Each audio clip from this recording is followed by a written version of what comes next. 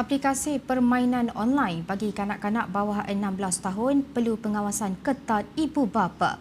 Demikian tegas seorang pemerhati mengulas susulan platform aplikasi permainan dalam talian seperti Roblox yang kerap menjadi tumpuan sehingga memiliki pengguna kanak-kanak yang sangat ramai di seluruh dunia.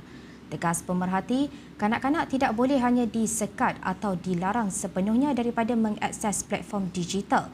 Sebaliknya perlu ada pendekatan lebih seimbang melalui penerangan tentang baik dan buruk penggunaan aplikasi tersebut.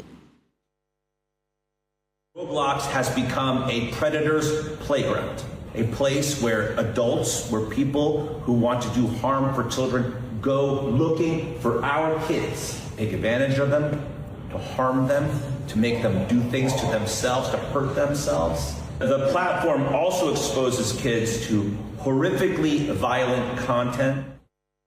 Jelas pemerhati dalam kes ini, ibu bapa berperanan penting sebagai barisan pertama yang perlu memahami sendiri risiko platform permainan dalam talian sebelum memberi bimbingan kepada anak-anak. Justru pemerhati menekankan bahawa pendidikan digital dan komunikasi terbuka lebih berkesan berbanding sekatan menyeluruh. Itu kerana pendekatan terlalu keras boleh menyebabkan mereka retaliate atau bertindak balas melawan dan memberontak. Oleh itu, pemerhati menegaskan ibu bapa perlu mengurus masa penggunaan anak-anak dalam melayari Roblox dan mendidik mereka memahami etika dalam talian bukan sekadar dihadkan tanpa penjelasan yang jelas. Dalam pada itu, pemerhati berkata, selain ibu bapa sahaja memainkan peranan dalam memberi kefahaman digital kepada kanak-kanak, guru di sekolah juga perlu berperanan mendidik murid-murid tentang risiko dan etika penggunaan teknologi. Secara keseluruhan, pemerhati menekankan bahawa tanggungjawab utama tetap terletak di bahu ibu bapa untuk memastikan kanak-kanak bawah umur 16